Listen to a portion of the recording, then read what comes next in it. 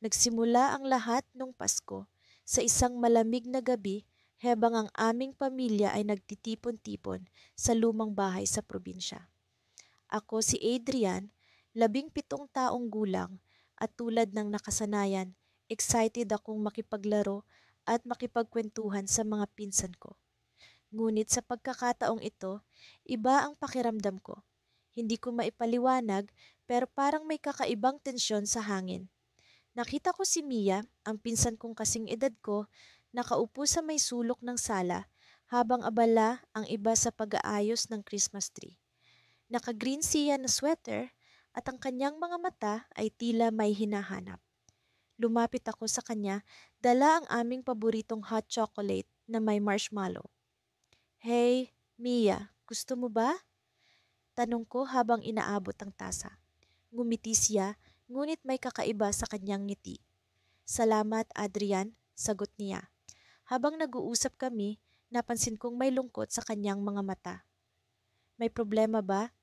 Tanong ko, nag-aalalang baka may nangyari. Umiling siya, ngunit sa kanyang kilos alam kong may bumabagabag sa kanya. Wala naman, Adrian. Medyo pagod lang siguro, sagot niya na tila nagtatangkang iwasan ng usapan. Dahil sa pag-aalala, hinila ko siya palabas ng bahay, papunta sa likod ng lumang cottage kung saan madalas kaming maglaro nung bata pa kami. Dito tayo, Mia. Mas tahimik, sabi ko habang umupo kami sa bench na gawa sa kahoy. Ang mga dahon ng puno ay nagsasayaw sa malamig na hangin at ang mga bituin ay nagniningning sa kalangitan. Habang nag-uusap kami, unti-unting bumukas ang puso ni Mia. Adrian, alam mo ba yung pakiramdam na kahit surrounded ka ng pamilya, parang hindi ka pa rin belong? Tanong niya, ang kanyang boses ay puno ng sakit. Tumango ako, naintindihan ko kung ano ang ibig niyang sabihin. Sa kabila ng aming closeness, hindi ko maikakaila na may mga pagkakataon din na nararamdaman ko iyon. Oo, Mia. Alam ko ang pakiramdam na yan, sagot ko, sabay hawak sa kanyang kamay. Nagpatuloy ang aming usapan at sa gitna ng mga kwento namin, unti-unti kong nararamdaman ang kakaibang damdamin para sa kanya. Isang damdamin na hindi dapat maramdaman sa pagitan ng magpinsan. Alam kong mali, ngunit hindi ko mapigilan ang tibok ng aking puso. Biglang dumilim ang paligid at naramdaman ko ang bigat ng sitwasyon. Mia, may gusto akong sabihin, bulong ko sa kanya. Hindi ko alam kung paano o kailan nagsimula pero tumigil siya at ang kanyang mga mata ay nagtagpo sa akin. Adrian, ako rin.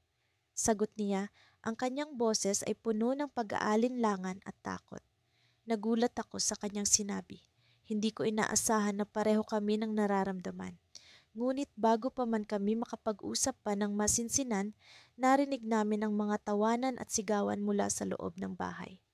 Andyan na sila, sigaw ng isang kamag-anak na nagdudulot ng takot at kaba sa aming mga puso. Ang malamig na hangin ng Disyembre ay dumampi sa aking mukha habang naglalakad ako sa hardin ng lola namin. Ang mga ilaw ng Pasko ay nakasabit sa bawat sulok, nagkikislapan sa bawat galaw ng hangin. Sa bawat hakbang ko, tinatanong ko ang sarili kung bakit ako pumayag na makipagkita kay Marco sa ganitong oras. Si Marco. Ang pinsan kong halos hindi ko nakikita, maliban na lang kung may malaking family gathering gaya nito.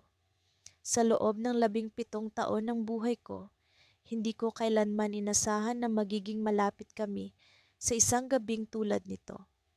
Pero sa hindi malamang dahilan, ang ilang araw na magkasama kaming nagkukwentuhan sa ilalim ng mga ilaw ng Pasko ay tila nagbago ng lahat. Claire, tawag niya mula sa likod ko. Napalingon ako at kahit sa dilim ng gabi, hindi ko maikaila ang kakaibang ngiti sa kanyang labi. Nakatayo siya sa ilalim ng malaking puno ng nara. Ang anino niya ay bahagyang natatamaan ng liwanag mula sa mga Christmas lights, para bang nasa eksena kami ng isang pelikula. Akala ko hindi ka na darating, aniya habang papalapit. Bakit naman hindi? Ikaw ang nag-aya. Sagot ko, sabay pilit ng ngiti para itago ang kaba sa dibdib ko. Hindi ko maintindihan ang nararamdaman ko. Siguro dahil hindi normal ang ganitong tagpo para sa magpinsan. O baka dahil may kung anong bagay sa paraan ng pagtitig niya sa akin na parang may ibig sabihin. Tahimik kaming naglakad sa gilid ng hardin. Minsan ay nauuna siya, minsan naman ay ako. Sa pagitan ng katahimikan, tanging pagaspas ng mga dahon at pagkalansing ng mga ilaw ang maririnig. Sa totoo lang, gusto kong tanungin siya kung bakit niya ako pinapunta rito. Pero sa hindi malamang dahilan, natatakot akong malaman ang sagot. Naalala mo ba noong bata pa tayo, dito tayo madalas maglaro? Bigla niyang basag sa katahimikan. Yung naghahabulan tayo sa damuhan tapos lagi kang nagtatago sa likod ng puno ng nara na to. Oo naman, ikaw kasi laging nananalo. Ang daya mo kaya, sagot ko ng pabiro sabay hampas sa braso niya. Tumawa siya pero ang tunog ng tawanan namin ay parang may halo ng lungkot. Claire, bigla niyang sabi. Ang boses niya ay mas seryoso ngayon. Pwede ba akong magtanong? Oo naman. Ano yon? Bakit sa tingin mo, hindi tayo magkakilala ng mabuti noon kahit lagi tayong magkasama tuwing Pasko? Napatigil ako. Hindi ko inasahan ang tanong niya, pero alam kong may bahagi ng sagot sa isip ko. Siguro kasi, iba ang mundo natin noon. Bata pa tayo, hindi pa natin alam ang mga bagay-bagay. Tumango siya, pero may kung anong lungkot sa mga mata niya. Pero ngayon, parang mas kilala na kita, Claire, sa loob lang ng ilang araw. Parang, parang ang dami kong nalaman tungkol sa'yo na hindi ko alam dati. Hindi ko alam kung paano sasagutin iyon, kaya tumango na lang ako. Pero bago pa man ako makapagsalita, bigla siyang humarap sa akin. Ang mga mata niya ay seryosong nakatingin sa akin. Claire, bulong niya, may sasabihin ako, pero baka magalit ka. Napatitig ako sa kanya, ang puso ko'y tila tumalon sa kaba. Ano yon? Huminga siya ng malalim. Hindi ko alam kung tama to, pero nararamdaman ko na parang espesyal ka para sa akin, hindi lang bilang pinsan. Ang mga salita niya ay parang bombang sumabog sa loob ng isip ko. Hindi ko alam kung paano magre-react, parang bigla akong nawalan ng boses. Ang mga mata ko'y nakatitig lang sa kanya, pero ang puso ko'y parang sumisigaw ng iba't ibang emosyon. Gulat, kaba, takot, at kung ano man ang kakaibang damdaming iyon na hindi ko pa kayang pangalanan. Marco, bulong ko, halos hindi ko marinig ang sariling boses. Hindi natin dapat, hindi ko sinasabing tama to, putol niya, pero totoo, at hindi ko kayang itago. Alam kong mali, pero hindi ko rin kayang magpanggap na wala akong nararamdaman. Tahimik akong tumingin sa kanya. Gusto kong magsalita, magsabi ng anuman para maputol ang tensyon, pero parang may kung anong pumipigil sa akin. Ang mga Christmas lights sa likuran niya ay parang nagmistulang mga bituin at ang malamig na hangin ay tila hinihila ako palapit sa kanya. Claire, bulong niya ulit, ang boses niya ay halos pakiusap. Sabihin mo kung mali ito. Sabihin mo na tigilan ko na. Sa halip na sumagot, napaatras ako ng isang hakbang, pero sa bawat hakbang ko palayo, tila mas lumalapit siya. Hanggang sa naramdaman kong nasa likod ko na ang puno ng nara. Wala na akong matakbuhan, at bago ko pa napigilan ang sarili ko, narinig ko ang boses kong bumigkas ng mahina.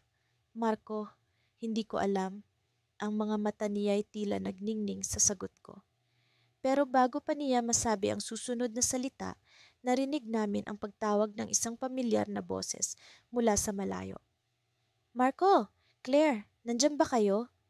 Si Mama, ang tunog ng boses niya ay parang tunog ng katotohanan na bumalikwas sa amin. Tumigil si Marco at nagpalitan kami ng tingin na puno ng kaba. Anuman ang namamagitan sa amin, hindi iyon dapat malaman ng iba. Claire, bulong niya, huwag mo sanang pagsisihan na pumunta ka rito ngayong gabi. At bago ko pa siya masagot, tumalikod na siya at naglakad palayo. Iniwan akong naguguluhan at puno ng tanong. Ano ba talaga ang nararamdaman ko? At bakit kahit alam kong mali, parang may bahagi sa akin na hindi kayang bumitaw? Nasa harap ako ng malaking bahay ni na Tita Lorna kung saan nagaganap ang aming taunang Christmas family gathering. Ang bawat sulok ng bahay ay puno ng dekorasyong pamasko.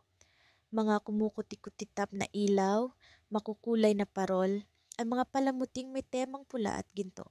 Ang labas ay malamig, ngunit ang init ng pagmamahalan sa loob ay damang-dama. Sa gitna ng kainan, tawanan at kwentuhan, naroon si Marco, ang aking pinsan na tila naging mas malapit sa akin kaysa dati. Sa lahat ng pagkakataon, hindi ko inaasahan na magiging ganito kami kakomportable sa isa't isa. Simula nang dumating siya dito, palagi kaming magkasama. Parang may kakaibang koneksyon na nabuo sa pagitan namin. Hindi ko alam kung ano ba itong nararamdaman ko, hindi kaya't isang pagnanasa na hindi dapat.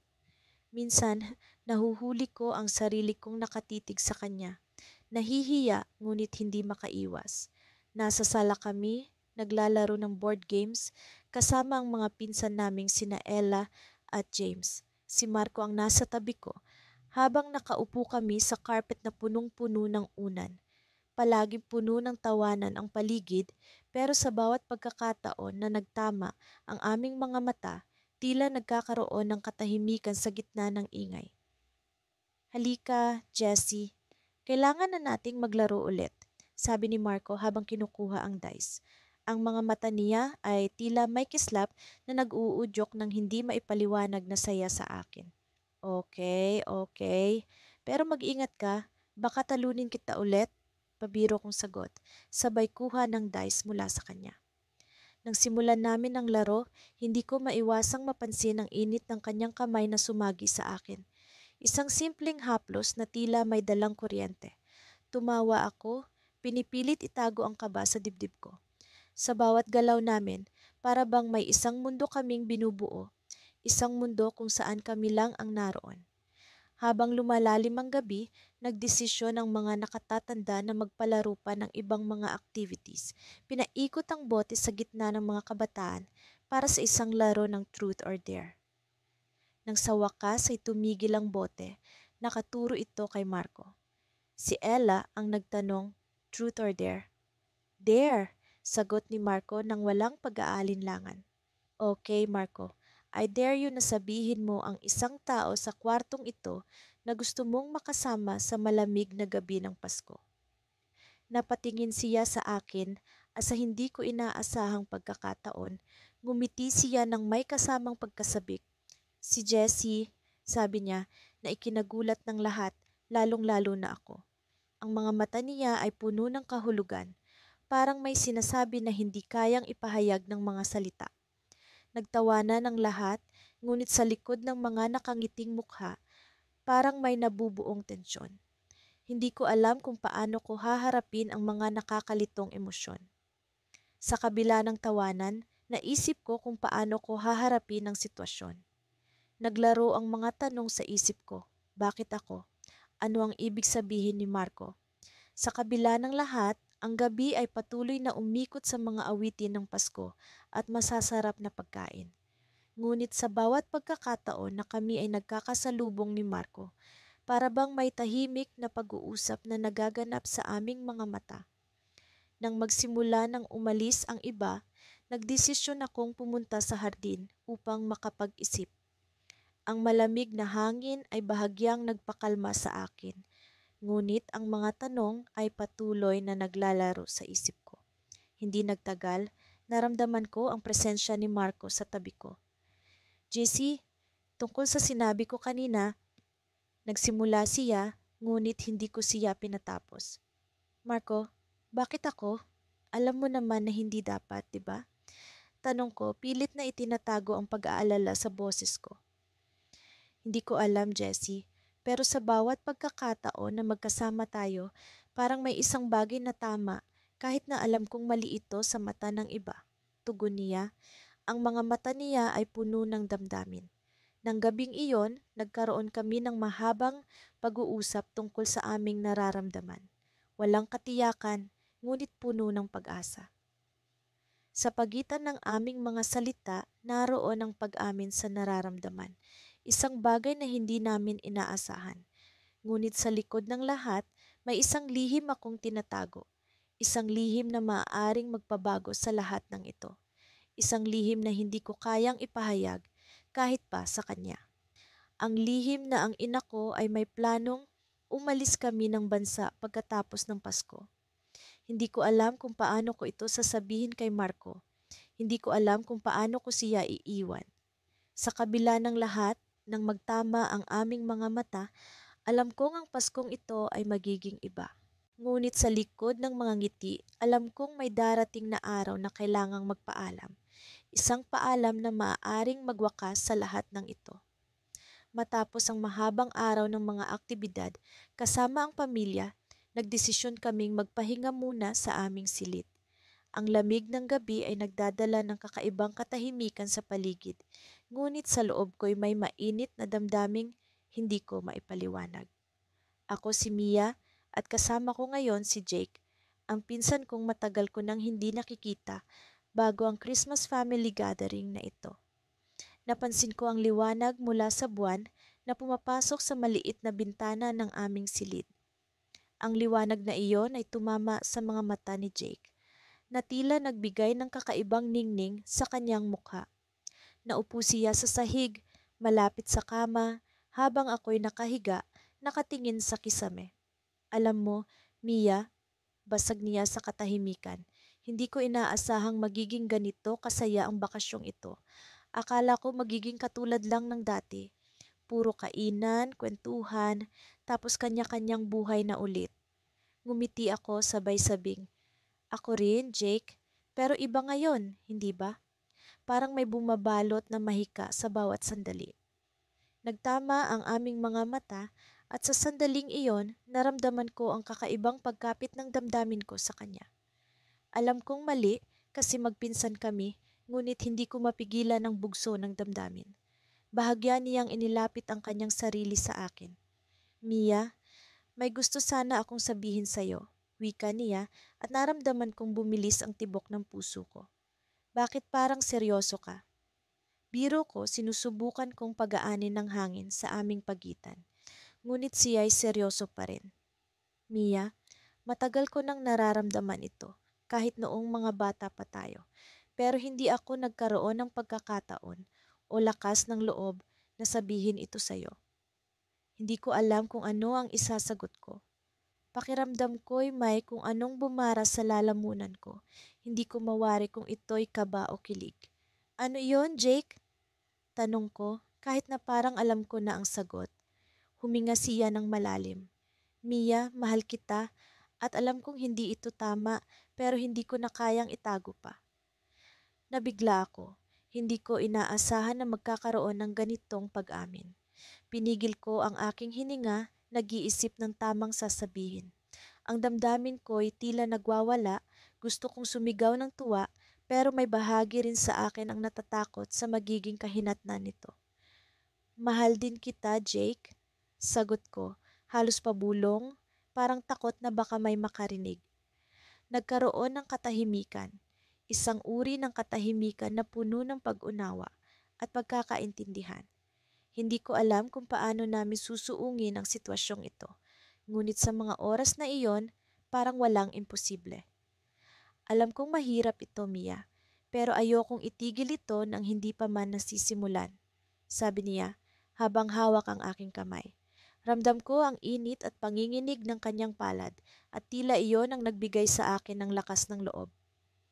"Basta't magkasama tayo, Jake," sagot ko. Handa akong suungin kahit ano. Ngunit sa gitna ng aming pag-uusap, biglang bumukas ang pinto.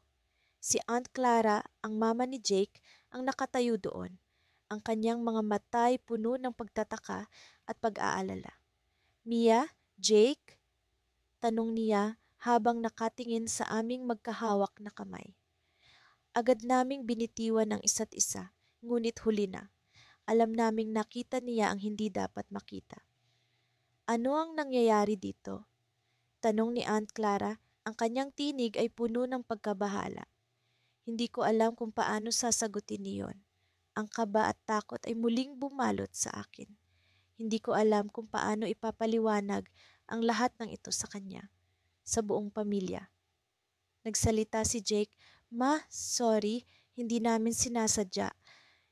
Pero hindi niya natapos ang kanyang sasabihin. Tumango lang si Aunt Clara, tila nag-iisip ng susunod na sasabihin. "Pag-usapan natin ito bukas, kailangan niyong magpahinga," wika niya bago isara ang pinto. Iniwan kami ni Jake na parehong naguguluhan at natatakot sa maaaring mangyari kinabukasan. Ngunit sa kabila ng lahat, mas malakas pa rin ang damdamin naming dalawa. Sa ilalim ng liwanag ng buwan, muli kaming nagkatitigan, puno ng pag-asa. Kahit na alam naming darating ang umaga na puno ng mga tanong at posibleng hindi pagkakaintindihan. Ngunit handa kaming harapin ang lahat, basta't magkasama. Handa kaming suungin ang anumang bagyo, kahit pa ito'y isang uri ng pag-ibig na hindi katanggap-tanggap sa mata ng marami.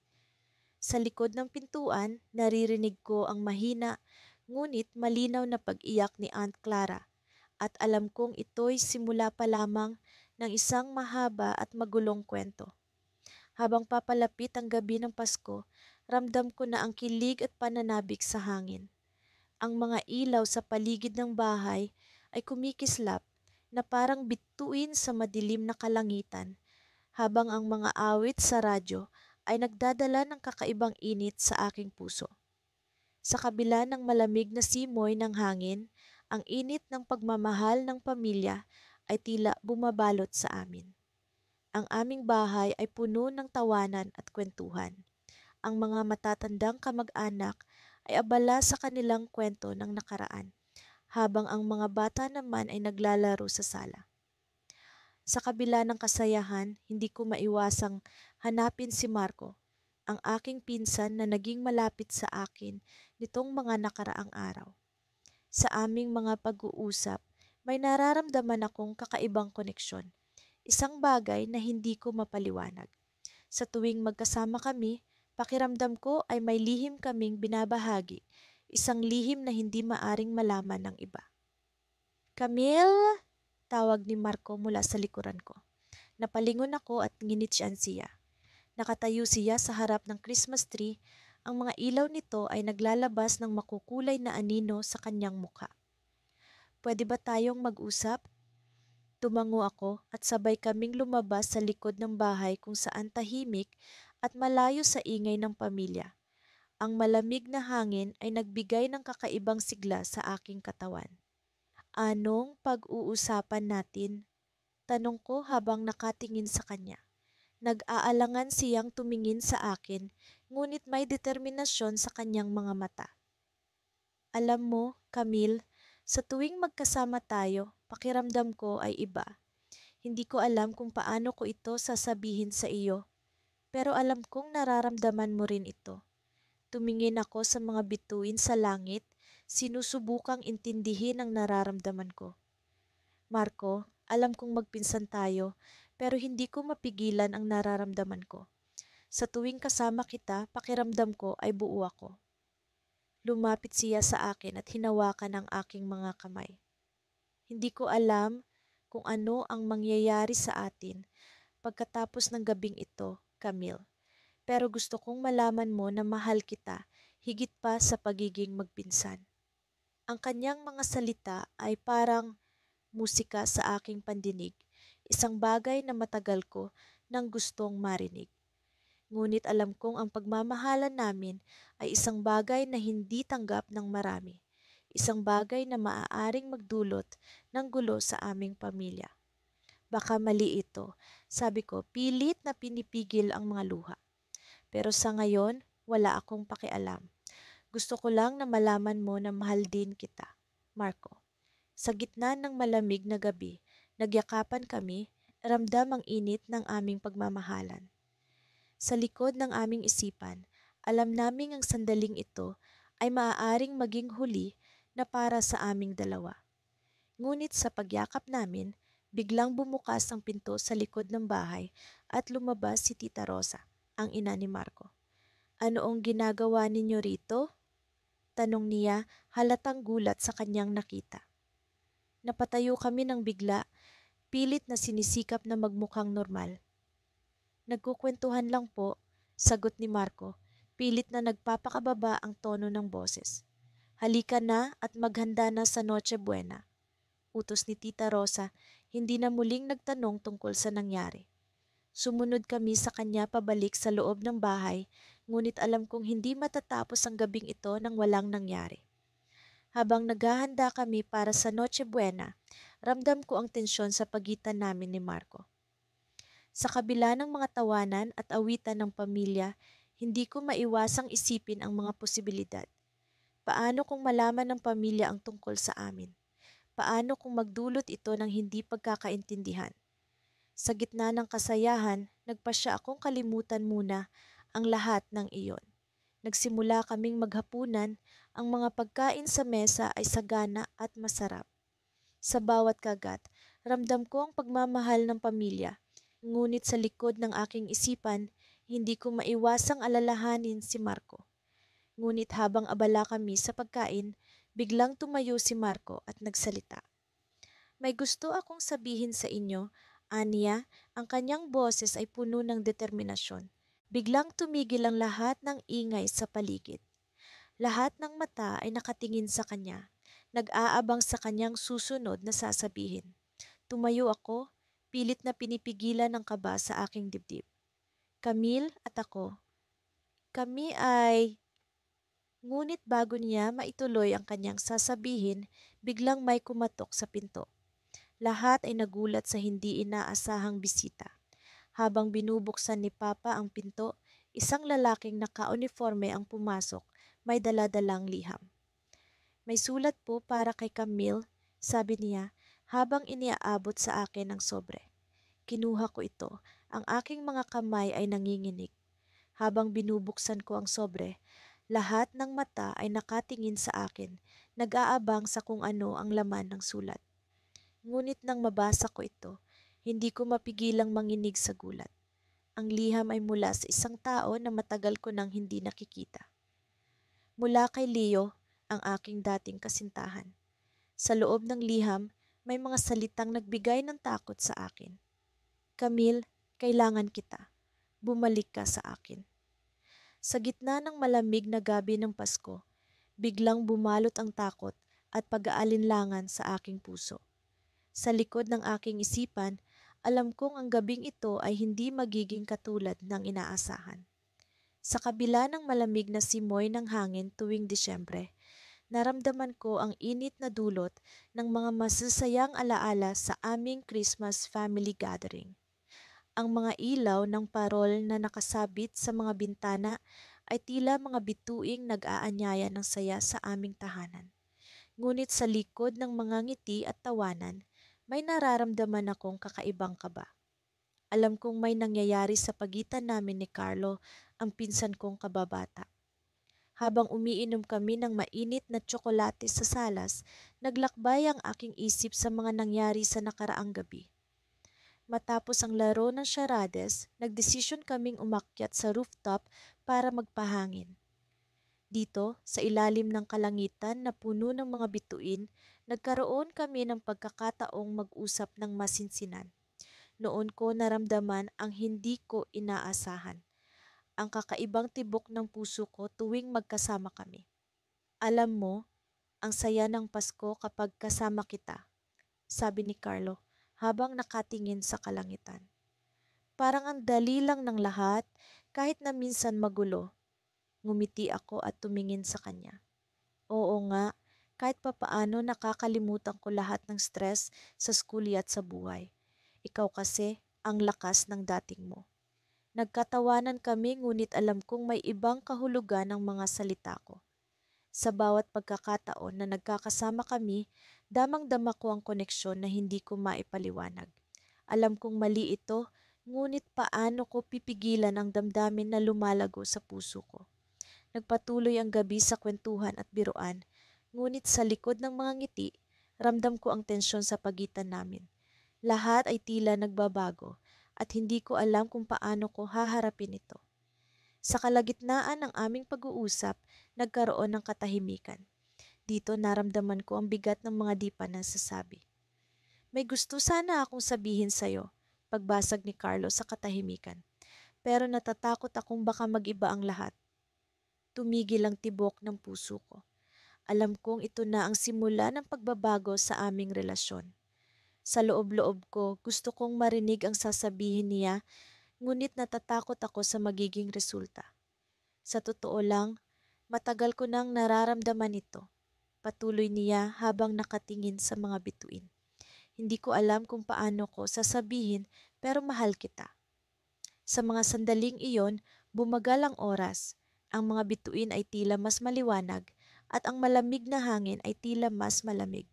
Alam kong mali, ngunit hindi ko mapigilan ang saya sa puso ko. Ngunit bago pa man ako makasagot, narinig namin ang mga hakbang sa likuran namin. Uy! Nandito pala kayo! Sigaw ni Tita Amy, ang ina ni Carlo. Halika na, magpapaputok na tayo ng fireworks. Napatayo kami ni Carlo at sumunod kay Tita Amy.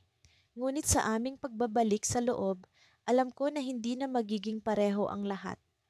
Sa mga susunod na araw, paano ko haharapin ang damdamin ko para kay Carlo? Paano ko itatago ang sikreto namin sa pamilya? Habang papalapit kami sa grupo, naramdaman ko ang pag-iiba ng tingin ni Carlo sa akin. Alam kong pareho kami ng nararamdaman, ngunit paano kung malaman ng aming pamilya ano ang mangyayari sa pagkakaibigan namin? Sa gitna ng kasiyahan, ang mga tanong at takot ay patuloy na bumabagabag sa akin. Ngunit sa mga susunod na sandali, isang bagay ang hindi ko inaasahan. Habang nagkakalat ang liwanag ng fireworks sa kalangitan, biglang lumapit sa akin si Julia, ang pinsan kong babae. Sa kanyang mga mata, may nakikita akong pag-aalala. Uy, may sasabihin sana ako sa'yo, bulong niya sa akin habang abala ang lahat sa kasiyahan. Tungkol ito kay Carlo. Napatigil ako at tumingin sa kanya, nagtataka sa biglaan niyang pagsulpot. Ano yon? Tanong ko habang pinipilit kong itago ang kaba sa aking boses. May narinig akong usapan kanina, sabi ni Julia habang tumitingin sa paligid para masiguradong walang nakikinig. Tungkol ito sa isang plano ni Carlo na baka ikagulat mo. Sa mga sandaling iyon, naramdaman ko ang pag-ikot ng mundo ko. Ano ang plano ni Carlo? At paano ito makakaapekto sa amin? Sa gitna ng kasiyahan, nararamdaman ko ang pagdating ng isang malaking pagbabago. Sa mga susunod na araw, paano ko haharapin ang mga nadiskubre ko? Ang damdamin ko para kay Carlo ay tila isang apoy na hindi ko mapigilan, ngunit paano kung ang lahat ng ito ay may katapusan? Hindi ko alam kung paano ko ito haharapin, ngunit isang bagay ang sigurado. Hindi na magiging pareho ang Pasko na ito. Ang lamig ng simoy ng hangin ay tila ba nagsasabing malapit na ang Pasko. Sa kabila ng malamig na panahon, naramdaman kong tila may init na bumabalot sa akin habang kasama ko si Mia. Siya ang pinsan kong matagal ko nang hindi nakakasama, ngunit sa aming muling pagkikita sa Christmas family gathering na ito, naramdaman ko ang isang kakaibang koneksyon sa pagitan naming dalawa. Hindi ko inaasahan na magiging ganito kami kalapit. Noong una, akala ko'y simpleng pagkakaibigan lamang ito, isang uri ng pagkakaibigang nagbubuklod sa mga magpinsan. Subalit habang lumilipas ang mga araw, tila nag-iiba ang aking nararamdaman. Isang damdaming hindi ko kayang ipaliwanag, isang damdaming tila ipinagbabawal. Nasa harap kami ng isang maliit na bonfire sa likod ng bahay ni na Lola. Ang mga ilaw ng Christmas tree sa loob ay sumasalamin sa mga mata ni Mia at hindi ko maialis ang tingin ko sa kanya. Nagsimula siyang magkwento tungkol sa mga nangyari sa kanya noong mga nakaraang taon, mga bagay na hindi ko alam dahil sa tagal ng aming hindi pagkikita. Nakinig ako ng mabuti, sinimsim ang bawat salitang lumalabas sa kanyang mga labi. Alam mo ba, sabi niya, lagi kitang hinahanap. Sa mga family gathering, inaasahan kong nandyan ka. pero madalas hindi ka nakakarating. Napatingin ako sa kanya, nakaramdam ng kaunting hiya. Pasensya na, Mia. Alam mo naman, minsan mahirap talagang makaalis dahil sa trabaho at sa ibang bagay. Ngumiti siya, isang nangiting tila ba walang kapintasan. Naiintindihan ko naman, pero masaya akong nandito ka ngayon. Tumango ako, ngunit sa loob-loob ko naguguluhan ako. Bakit nga ba ngayon lang kami naging ganito kalapit? Ano itong nararamdaman ko? Alam ko sa sarili ko na mali, pero hindi ko maiwasang masarapan sa presensya niya, sa init ng kanyang mga mata na tila ba sumisilip sa kaibuturan ng aking puso. Habang patuloy ang aming pag-uusap, napansin kong unti-unting naglalapit ang aming mga upuan sa tabi ng bonfire. Marahil dala na rin ng lamig ng gabi, o baka naman dala ng init ng aming usapan. Nang hindi ko namamalayan, ang aming mga kamay ay nagtagpo. Isang simpleng hawak, ngunit para sa akin, ito'y nagdala ng kakaibang pakiramdam. Mia, sabi ko, hindi ko napigilang bigkasin ang kanyang pangalan na tila ba ito'y isang mahalagang lihim. Oo, sagot niya habang ang kanyang mga matay nakatuon sa akin. Hindi ko alam kung paano ko sasabihin ang nasa isip ko.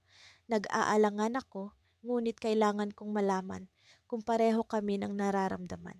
Sa tingin mo ba? Sa tingin mo ba tama ito? Natahimik siya saglit, tila ba nag-iisip ng tamang sagot. Hindi ko alam, sagot niya sa wakas. Pero ang alam ko, masaya ako kapag kasama kita. Ang mga salitang iyon ay tila ba musika sa aking pandinig, ngunit ito'y isang musika ring nagdadala ng alalahanin. Paano kung malaman ng pamilya? Paano kung kami mahusgahan? Habang nag-iisip ako ng mga bagay na ito, bigla kong narinig ang kanyang boses, may bahid ng pag-aalala. Pero alam mo, sabi niya, may isang bagay akong gustong sabihin sa'yo. Tumango ako, hinihintay ang kanyang sasabihin. Ano iyon? Huminga siya ng malalim, tila ba nag-iipon ng lakas ng loob. Hindi ako sigurado kung paano mo ito tatanggapin, pero bago pa niya matapos ang kanyang sasabihin, biglang may tumawag sa kanya mula sa loob ng bahay. Mia, halika na at tulungan mo kami dito. Sigaw ni Tita Rosa ang kanyang ina. Nagkatinginan kami ni Mia. Alam kong may mga bagay na kailangan pa kaming pag-usapan, mga tanong na nangangailangan ng sagot. Ngunit sa sandaling iyon, kailangan naming itigil ang aming pag-uusap. Babalik ako, sabi niya, bago siya tumayo at naglakad pabalik sa bahay. Habang nakaupo ako sa tabi ng bonfire, iniisip ko kung ano nga ba ang sasabihin niya. Ano ang lihim na iyon? At bakit tila ba may kaba sa kanya habang nagsasalita siya? Nang gabing iyon, habang nag-iisa akong nakatingin sa mga bituin, naramdaman kong nag-umpisa na ang isang bagay na hindi ko inaasahan. Isang damdaming ipinagbabawal, ngunit tila ba hindi ko kayang pigilan. At sa kabila ng lahat, alam kong may kailangan akong malaman, isang bagay na maaaring magbago ng lahat. Sa malamig na simoy ng hangin ng Disyembre, ang bawat hakbang ko ay tila pumapailan lang sa ritmong dulot ng mga kantang pamasko. Ang mga ilaw na kumikislap sa paligid ay nagbibigay ng kakaibang ningning sa mumunting baryo ng aming pamilya.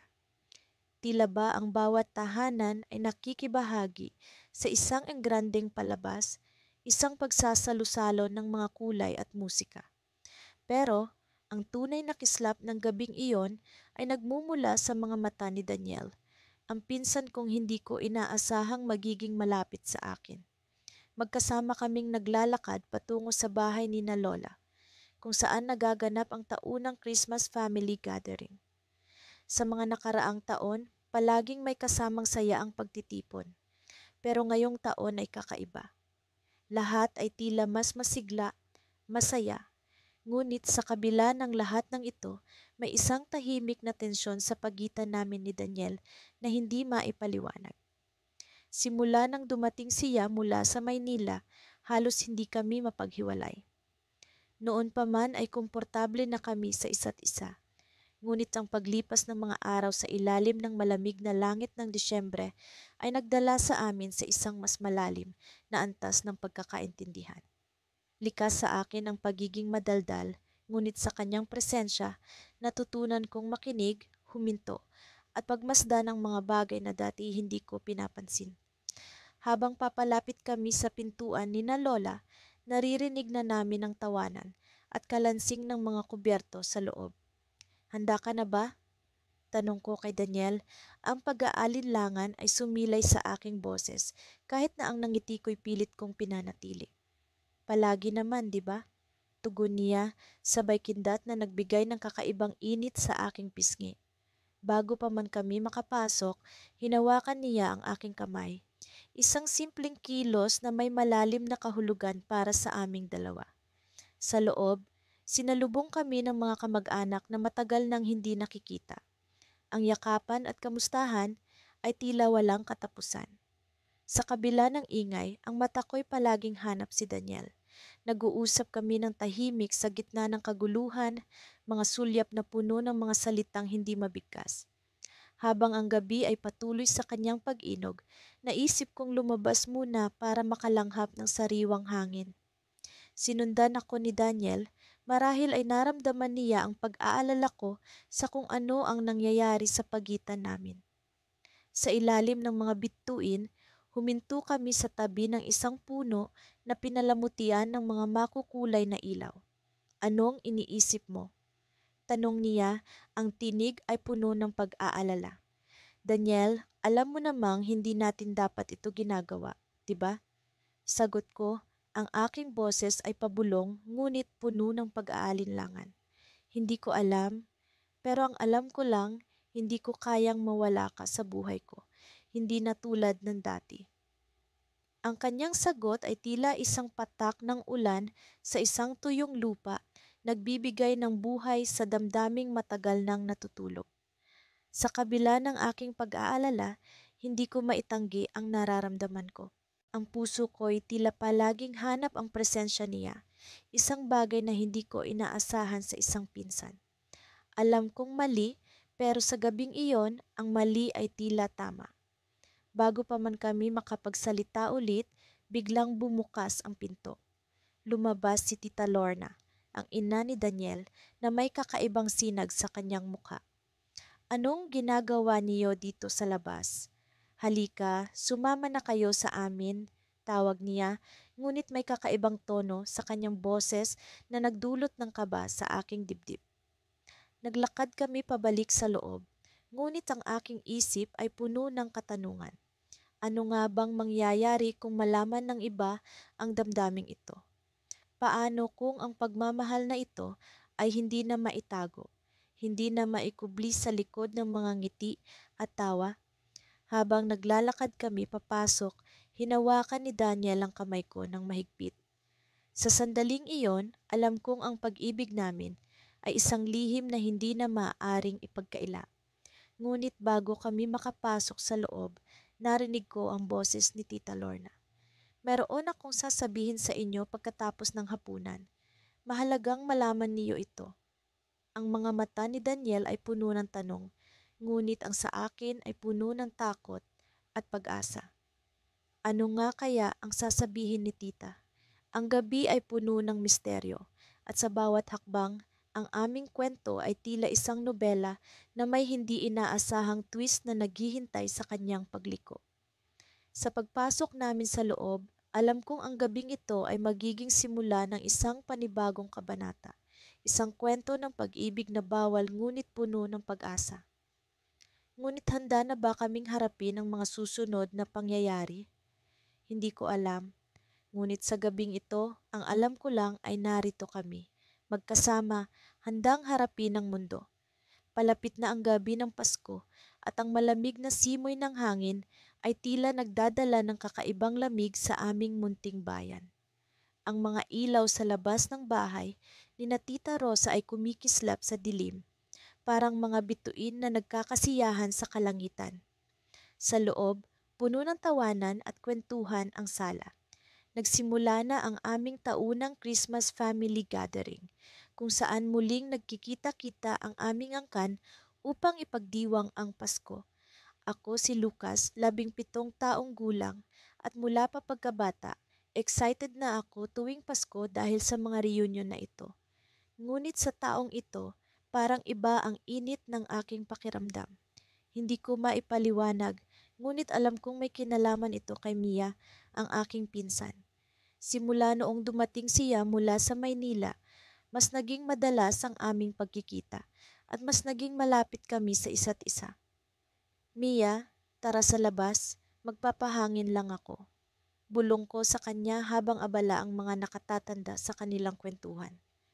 Tumingin siya sa akin, nag-aalinlangan, ngunit sa huli, tumango rin siya at sumunod sa akin. Sa labas, malamig ang hangin, ngunit ang presensya ni Mia sa tabi ko ay tila nagdadala ng init sa aking puso. Nakaupo kami sa lumang bench sa ilalim ng isang malaking puno ng mangga. Tanging ang mga ilaw mula sa bahay ang nagbibigay liwanag sa paligid. Lucas, may gusto akong sabihin sa'yo, sabi ni Mia habang nakatingin sa mga bituin. Alam kong may seryoso siyang sasabihin, kaya't nakinig ako ng mabuti. Ano yun, Mia? Tanong ko, hindi mapakali sa posibleng sasabihin niya. May nararamdaman akong hindi ko maintindihan, pero alam kong mali ito, sabi niya na tila ba nangangapa ng tamang salita. Sa tuwing magkasama tayo, parang may kakaibang kislap sa puso ko. Nagulat ako sa kanyang sinabi. Hindi ko inasahan na pareho kami ng nararamdaman. Ngunit alam ko rin kung gaano kahirap tanggapin ito, lalo na't kami magpinsan. Ang aming pamilya ay kilala sa mahigpit na tradisyon at alam kong hindi ito magiging madali para sa amin. Mia, ako rin. Pareho tayo ng nararamdaman. Sabi ko sa wakas na parang nabunutan ng tinik sa dibdib. Pero alam natin kung gaano ito komplikado. Tumingin siya sa akin at sa kanyang mga mata nakita ko ang pag-aalinlangan at takot. Alam ko na kahit ano pa man ang mangyari, hindi namin maaaring ipagsapalaran ang kaligayahan ng aming pamilya. Ngunit ang damdaming ito ay hindi rin basta-basta mawawala. Lucas, paano kung malaman nila? Paano kung masira ang pamilya natin dahil dito? Tanong niya, punong-puno ng pag-aalala. Hindi ko alam ang isasagot. Sa totoo lang, wala akong ideya kung paano namin haharapin ang sitwasyong ito. Alam ko lang na hindi ko kayang mawala si Mia sa buhay ko, kahit pagaano kahirap ang landas na aming tatahakin. Mia, siguro kailangan nating itago ito. Hanggang sa malaman natin ang tamang gawin, sabi ko, na tila ba umaasa sa isang milagro. Tumango siya, ngunit kita ko ang pag-aalala sa kanyang muka. Alam ko na sa gabing ito hindi na kami magiging pareho. Ang Pasko ay hindi na lamang simpleng selebrasyon ng pamilya, kundi isang panahon ng pag-iisip at pagdadalamhati sa aming sitwasyon. Habang papasok kami sa bahay, narinig ko ang tawanan ng aming pamilya. Ang init ng kanilang pagmamahalan ay tila ba nagbigay sa akin ng pag-asa. Ngunit sa kabila ng lahat, alam kong ang pag-asa na ito ay may kasamang takot at kaba. Sa loob, bumalik kami sa aming mga pamilya, nagkunwaring walang nangyari. Ngunit sa loob ng aking puso, alam kong hindi na ito magiging simple. Ang damdaming ito ay tulad ng isang lihim na apoy, handang magliyab anumang oras. Lucas, halika dito, may sorpresa kami sa'yo. Tawag ni Tita Rosa habang may tinuturo sa likod ng Christmas tree. Lumapit ako, nagtataka kung ano ang sorpresa. Nang biglang bumukas ang pintuan ng kusina at pumasok si Mark, ang matagal nang nawawalang pinsan namin. Nagulat ang lahat, lalo na si Mia, na tila ba nagliwanag ang mukha sa kanyang pagdating. Mark, ang tagal mong nawala, sigaw ni Mia sabay yakap sa kanya. Sa oras na iyon, naramdaman ko ang kakaibang kaba sa aking puso. Ang pagdating ni Mark ay tila ba isang palatandaan na may pagbabago sa aming sitwasyon. Ano ang mangyayari sa aming dalawa ni Mia ngayon? Sa likod ng mga ngiti at tawanan, Alam kong ang lihim na ito ay magdadala ng malaking pagbabago sa aming buhay. Paano kung si Mark pala ang magiging sagot sa aming problema? Sa gabing iyon, natulog ako na may halong pag-asa at takot habang iniisip kung ano ang mangyayari sa hinaharap. Sa simula, ang aming mga matay laging nagkakahiwalay kapag nagkakasalubong sa masikip na salas ng aming lola. Ngunit sa paglipas ng mga araw, habang ang malamig na hangin ng Disyembre ay nagdadala ng banayad na harana sa aming mga damdamin, unti-unti akong nahuhumaling sa ideya na may kakaibang koneksyon kami ni Jaime. Hindi ko maipaliwanag kung paano nagumpisa ang lahat. Baka dahil sa matagalan na naming hindi pagkikita o baka dala ng masayang diwa ng Pasko na pumupuno sa bawat sulok ng aming tahanan. Nagkaroon kami ng pagkakataon na mas makilala ang isa't isa sa kabila ng aming formal na pagiging magpinsan. Ang aming mga kwento ay nagiging mas malalim, mas personal sa tuwing kami nag-uusap sa gilid ng hardin habang nagtatangkang umiwas sa ingay ang masayang pag-uusap ng aming mga magulang. Sa isang gabing puno ng mga bituin, habang naglalakad kami sa ilalim ng mga parol na nakasabit sa puno, naramdaman ko ang init ng kanyang kamay na dumampi sa akin. Alam mo, Ana, hindi ko akalain na magiging ganito ka kasaya ang Pasko. Bulong ni Jaime habang nakatingin sa mga kumikislap na ilaw. Oo, parang ang dami nating natutuklasan sa isa't isa. Sagot ko, nararamdaman ang kakaibang kabog sa aking dibdib. Hindi ko alam kung ako lang ba ang nakaramdam ng kakaibang tensyon sa pagitan namin o kung pareho kaming nag-aalangan.